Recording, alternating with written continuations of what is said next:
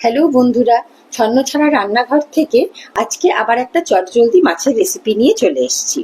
আমি এখানে 4 পিস কাতলা মাছ নিয়েছিলাম। এই রান্নাটা করতে ইনগ্রেডিয়েন্টস খুবই কম লাগে, সময়ও লাগে ওই 15 থেকে 20 মিনিট বড়জোর।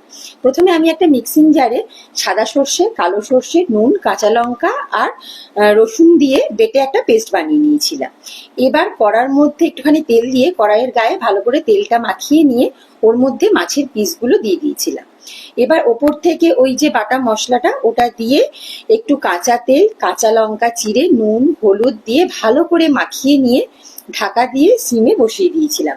ও হ্যাঁ, আর এর সাথে অ্যাড করেছিলাম ওই সর্ষে বাটার যে বাটি ধোয়া জল সেটা। ওই 5-10 মিনিট মতন একটা পিঠ একটু হতে দিতে হবে। তারপরে একটা পিঠ ভালো করে হয়ে গেলে ওটা উল্টে দিয়ে আরেক পিঠও ঢাকা দিয়ে ভালো করে ফুটিয়ে নিতে হবে। যখন একটু গামাখা হয়ে যাবে তখন ওপর থেকে বেশ কিছুটা ধনেপাতা কুচি, কাঁচা লঙ্কা চেরা আর একটু কাঁচা তেল ছড়িয়ে নামিয়ে দিলে রেডি হয়ে যাবে কাতলা মাছ সর্ষে বাটা দিয়ে। খুব তাড়াতাড়ি রান্না হয়। রেসিপিটা কেমন লাগলো তোমাদের অবশ্যই জানিও।